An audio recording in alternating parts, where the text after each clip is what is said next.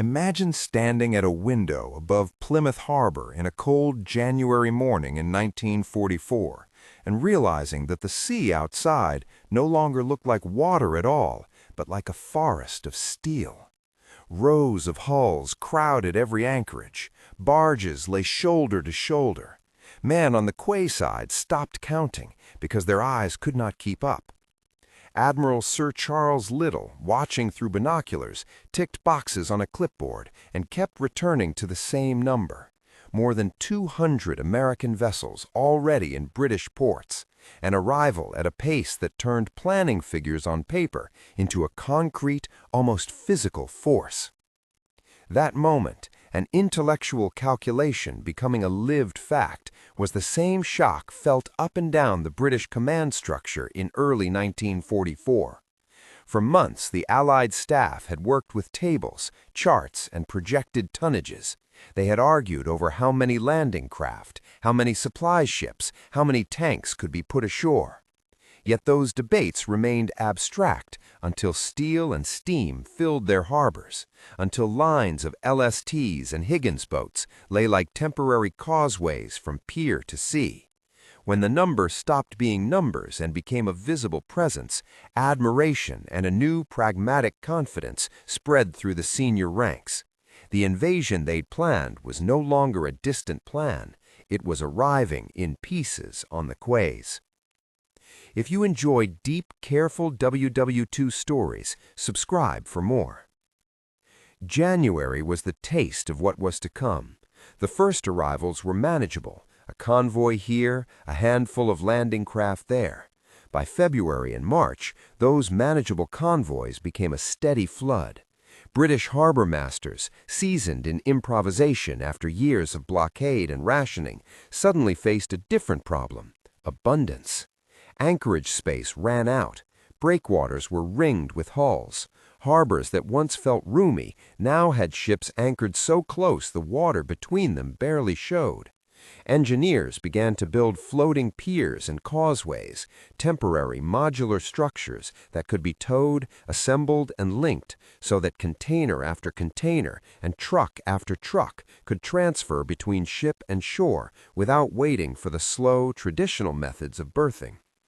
Men who had spent the previous years making less do more found themselves coordinating the befitting of a mechanized avalanche. The human details anchor the scale. A Weymouth fisherman who had measured tides and drift for decades found his usual reference points gone. He later admitted, half in exasperation and half in awe, that he stopped counting because the ships no longer had edges. A harbor master in Portsmouth stayed awake for 36 hours to rig anchor lines and stitch together temporary moorings. A corporal loading rations remembered American sailors offering cigarettes with a shrug. There's plenty. Those simple acts, cigarettes passed across a gangway, a sergeant watching tanks roll onto an LST like children onto a playground truck, made the logistical transformation not only visible, but human. The vessels themselves deserved close attention, because the scale of what came ashore was not just about numbers, but the right kinds of ships produced in the right way. 3 classes stand out. Liberty ships, the ubiquitous American merchant hull, were the backbone of the transatlantic flow. Designed for fast, economical production, they were relatively simple cargo vessels of roughly 10,000 deadweight tons, intended to be built quickly and in huge numbers to replace wartime losses. The U.S. system of prefabrication, modules built in one yard and assembled in another, cut construction times dramatically. Shipyards across the United States operated on an assembly line logic. Plates and frames rolled into place, cabins and holds welded in sections, hulls launched and fitted out almost as a continuous factory output. That mass production drove the merchant tonnage into British ports at a rate the British merchant fleet could not match alone. Then there were LSTs, landing ship, tank. These were ships purpose-built to deliver armor and vehicles directly onto a beach. With a bow door and ramp, relatively shallow draft and a broad box-like hull, an LST could edge up, run ashore, and disgorge tanks, trucks, and men without a prepared harbor. Each LST could carry several medium tanks, dozens of vehicles, and hundreds of troops, exactly the mechanical muscle an invasion needed. They were not graceful, but they were functionally perfect for the problem of getting mechanized forces ashore where no port existed. And finally, the LCVP, the Higgins boat, tiny by comparison yet indispensable. Designed by Andrew Higgins, the LCVP, Landing Craft Vehicle Personnel, was a shallow draft craft with a hinged bow ramp that could land men and light vehicles directly onto a beach. Each Higgins boat could carry roughly a platoon of soldiers or a jeep and a handful of men. Hundreds of these, in coordinated waves, could sweep from the mothership to the sand, opening the door to the armored units waiting behind them.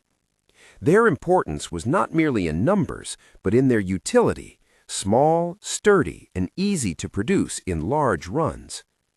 The United States turned industrial capacity into operational capability in months.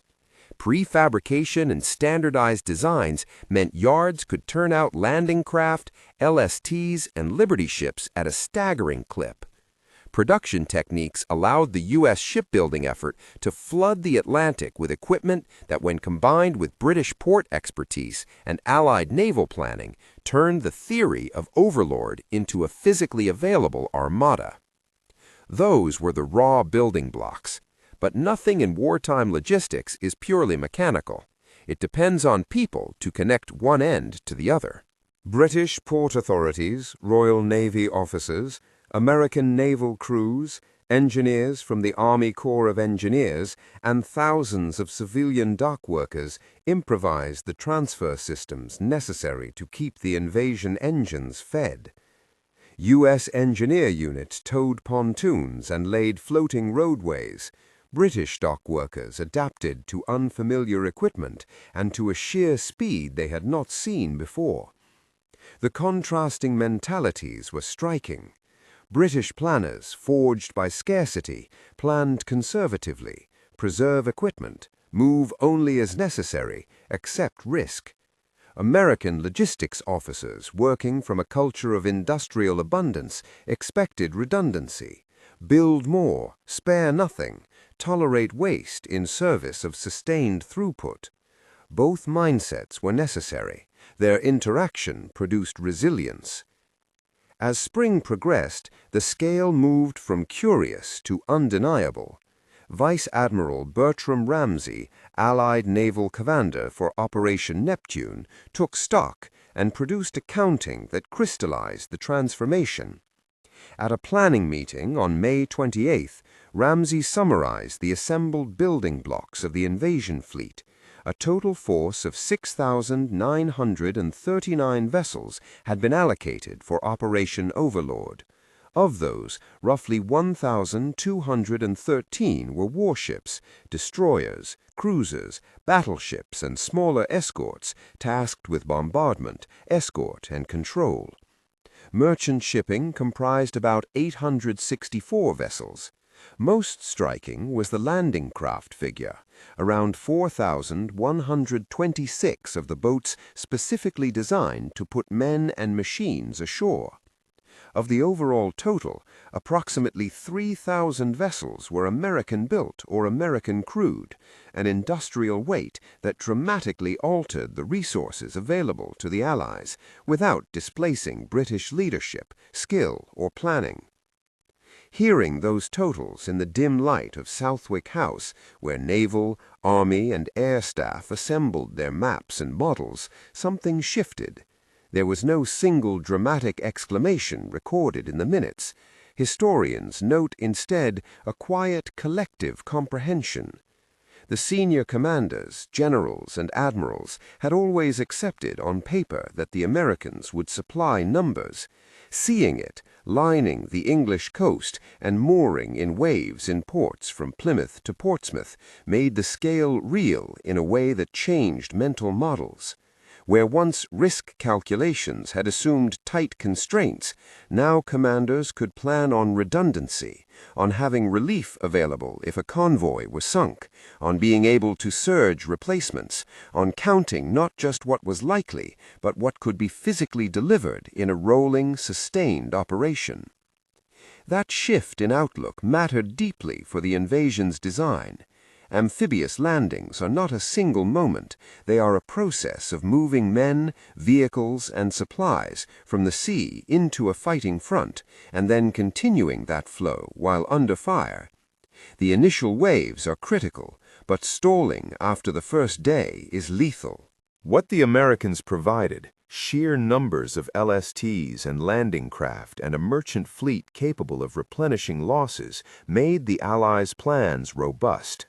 Admirals like Sir Philip Vian and Rear Admiral Alan Kirk coordinated those assets with Army commanders who needed confidence that follow-on echelons would arrive. The Americans did not take command of the operation. Rather, their industrial output underpinned the strategic risk the Allies were willing to accept. In the harbors, evidence of this industrial power took many forms. Floating piers stretched like metal fingers, linking anchored hulls to the shore. LSTs were brought to form temporary causeways, their ramps drooping to meet hastily assembled roadways of pontoons. In some places, the mooring lines alone extended for miles, webs of steel and rope connecting ship to shore, and ship to storehouse. British harbor masters, used to improvisation, began to think like small civil engineers, planning anchor patterns and staging areas the way a metropolitan transit authority might plan a surge of trains. Behind these improvised terminals were factories, shipyards, foundries, and assembly lines across the Atlantic. American production systems were not merely larger, they were organized differently. Standardization of parts, the use of modular fabrication, and an industrial culture that accepted scale as a strategic virtue meant that the U.S. could convert industrial output directly into operational assets. The Liberty ships, simple, rugged cargo carriers, were a symbol of that system. They could be built quickly, patched easily if damaged, and filled with the tons of material Overlord would need: fuel, ammunition, food, vehicles, and engineering equipment.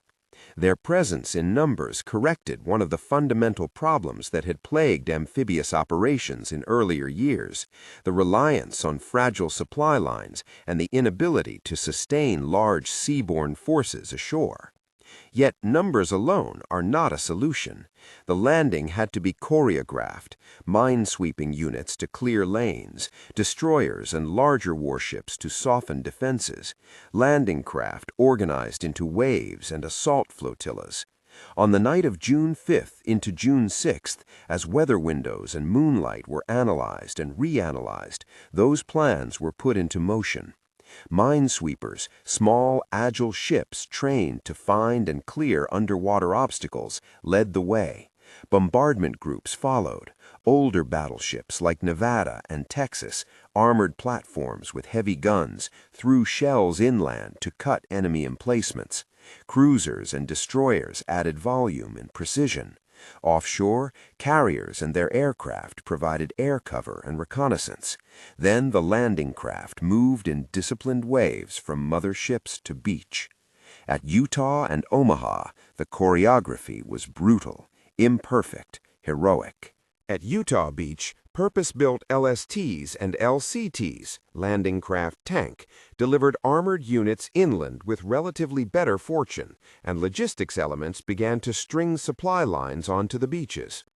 Omaha, by contrast, became emblematic of the campaign's human cost: stronger defenses, stronger surf, and the deadly mixture of confusion and machine.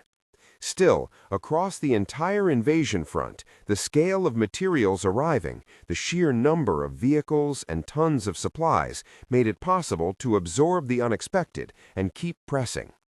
On D-Day itself, around 156,000 Allied troops landed.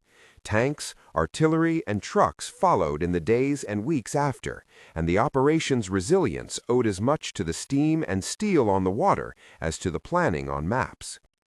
After the first landings, Overlord did not end. It transformed into a grinding, persistent shuttle. Landing craft and LSTs became part of a continuous cycle, moving men and materiel through temporary harbors, over artificial causeways, or directly onto improvised beaches. The initial tactical objectives were only the first step. Sustaining a foothold required constant throughput. In the month after D-Day, thousands more vessels made the short crossing, ferrying replacement troops, vehicles repaired in Britain, and tons of fuel to keep armored units moving inland. The Normandy campaign became, in effect, a maritime conveyor belt. Ships into the estuaries, cargo offloaded onto pontoons and trucks, supplies funneled forward, despite weather, enemy action, and the chaos of combat. It is worth pausing on one counterintuitive result. Abundance changes risk tolerance. British planners had been educated by scarcity, constrained by convoys, U-boat threats, and a limited merchant fleet. Scarcity demanded caution. The Americans, confident in their industrial surge, allowed the logistics mindset to expand.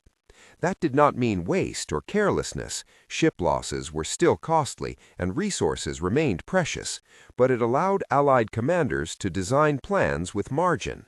If one convoy was destroyed or several landing craft were lost on a beach, replacements were available.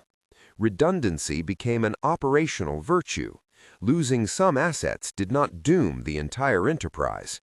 At the same time, the British contribution remained decisive, especially in planning, local support, and naval coordination. Admiral Ramsay's mastery of amphibious doctrine, British expertise in minesweeping and harbor operations, and the tactical leadership of Army commanders like General Bernard Montgomery played crucial roles. The Allies' material influx amplified the Allies' capacity. It did not substitute for skill. In Southwick House and on the quaysides, generals and admirals alike recognized that the operation's success depended on a marriage of British operational experience and American industrial weight. That mutual recognition, one side admiring the other's capacity, the other respecting the first's tactical acumen, was an essential part of the Allied coalition. If historians are to measure the invasion not only by immediate outcomes, but by systemic change, one of the most consequential shifts was the normalization of industrial logistics as a strategic weapon. War is fought with bullets and courage. It is won or sustained with trucks and ports. After D-Day, it became clearer than ever that a nation's ability to mobilize factories, to standardize designs, and to keep a steady flow of replacements and supplies to the front was as important as any tactical innovation. The Americans understood this and converted industrial output into operational advantage. The British, who had known scarcity for years, watched and adapted. The result was an Allied operation whose strength lay not just in bravery, but in a continuous machine-like throughput of steel and fuel. There were moments of raw human reaction that make the statistics intelligible. One harbor master, exhausted and grubby from working lines for 2 days straight, told an interviewer later that the worst problem was the noise. Engines thumping, generators humming, boots on gangplanks. There was no silence, only movement, he said, and the phrase captures how the invasion preparations transformed ordinary coastal towns into mechanized hubs. A sergeant loading vehicles recalled staring at an LST and realizing, with what he described as a cold sort of wonder, that this single hull could carry the weight of an armored platoon and deliver it where no port existed. Those moments of human scale, fatigue, wonder, small courtesies exchanged between American and British sailors are embedded in the larger account precisely because they show how industrial output was translated into lived reality. So what did the arrival of American tonnage do strategically? First, it made overlord possible at the scale the Allied leadership believed necessary to break out of the Norman hedgerow country and move into northern France. Second, it reduced the vulnerability of the operation to single points of failure. With thousands of landing craft and hundreds of merchant ships available, the Allies could absorb losses and continue the buildup ashore. Third, it changed Allied planning psychology. Commanders could think in terms of sustained operations, not fragile beachheads. In short, industrial weight did not decide the war by itself, but it transformed Allies' operational choices and made possible a campaign that would otherwise have been far riskier. And yet, the narrative requires balance. Celebrate industrial capacity without ignoring cost. The presence of hundreds of ships did not erase the bravery required to land and hold ground under fire.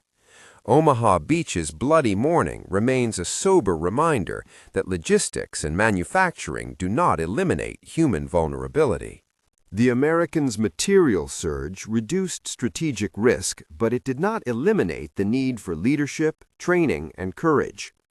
British generals and field commanders, men who worried about supply as much as about tactics, retained their vital role. The maritime avalanche of steel underwrote their plans. It did not write them for them. By June 5th and the dark hours before the first assault, the Atlantic and the English Channel had become a stage for a choreographed weight of metal. Minesweepers cleared paths. Escort vessels shepherded convoys. Bigger ships prepared to silence coastal batteries. On the morning of June 6th, landing waves moved forward. The first day saw roughly 156,000 troops ashore and the opening of a flow that would continue tirelessly. In the weeks following, the beachheads developed into nodes in a logistical network. Pontoon causeways, artificial harbors known as mulberry harbors, and a rolling cycle of replenishment.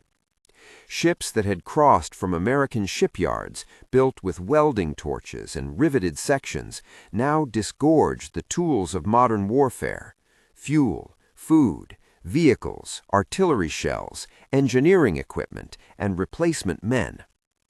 The long-term consequence was a reminder the Allies had learned to translate industrial power into military strategy. By mid-1944, the material advantage conferred by American industrial might allowed the Allies to seize operational initiative across multiple theaters. It enabled campaigns that required sustained supply over months rather than bursts of effort.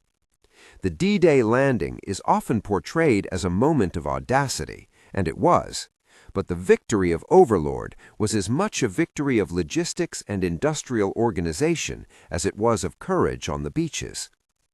When historians look back at that January morning in Plymouth, they often return to the same image: a British officer peering out at an armada that had already begun to overwhelm conventional expectations.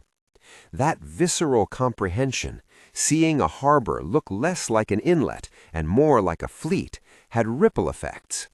It reshaped estimations of what could be attempted, adjusted risk tolerances in the planning rooms of generals and admirals, and led to an operational boldness rooted in the confidence that if part of the plan failed, replacement was not just possible, but probable. In the end, the story is one of cooperation. The Americans supplied thousands of hulls and the production systems to sustain them. British commanders provided amphibious doctrine, minesweeping expertise, and a hardened logistical backbone forged in earlier years of war. The two systems married: U.S. industrial abundance and British operational experience. Neither would have sufficed alone at the speed and scale necessary for Overlord.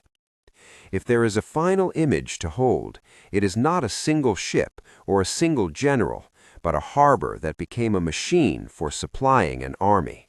It was a device of ships and engineers, dock workers and officers, of cigarette offerings on gangways and men too tired to count. And because that machine could deliver men, tanks, and the tons of material that modern warfare needs, a grand strategic gamble, the amphibious invasion of Western Europe, moved from possible to probable. British generals and admirals, who had once read numbers on charts, now learned the same lesson at the edge of the water. Industrial weight changes the possible. If this story moved you, like and share to explore more episodes of how logistics shaped history.